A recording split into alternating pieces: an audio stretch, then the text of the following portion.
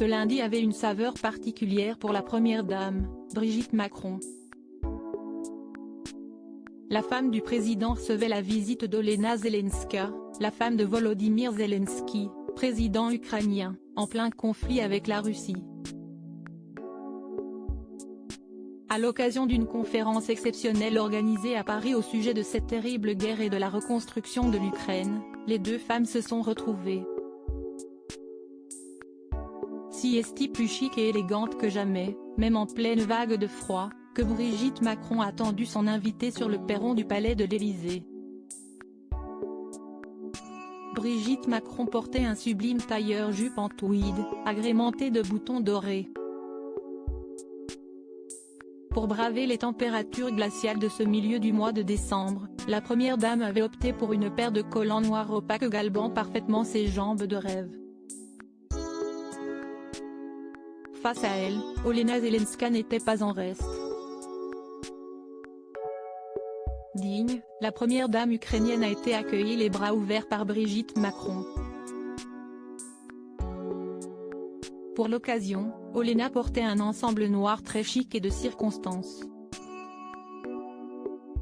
Au fil du temps, et particulièrement depuis le début du conflit, Brigitte Macron et Olena Zelenska sont devenues de grandes amies. Leur retrouvaille de ce lundi 12 décembre était d'ailleurs des plus chaleureuses.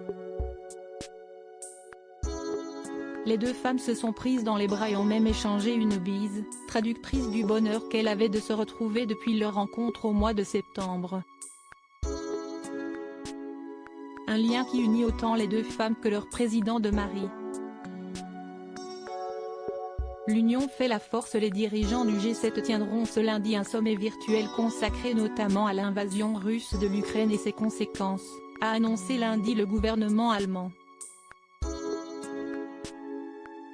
Les dirigeants des 7 pays, États-Unis, Allemagne, France, Italie, Grande-Bretagne, Canada et Japon, devraient tenir ce sommet en ligne dans l'après-midi.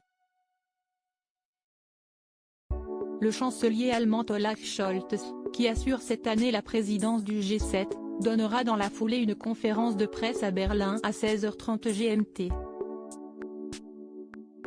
Dimanche, le président ukrainien Volodymyr Zelensky s'est entretenu tour à tour avec ses homologues américains Joe Biden et français Emmanuel Macron pour préparer ce sommet, ainsi qu'une conférence de soutien à l'Ukraine organisée mardi à Paris. Selon l'Élysée, des chefs d'État, des chefs de gouvernement, des ministres de 47 pays, de même que le secrétaire général des Nations Unies Antonio Guterres, participeront à cette conférence de soutien. Le président des États-Unis a réitéré dimanche son soutien à l'Ukraine, selon la Maison-Blanche.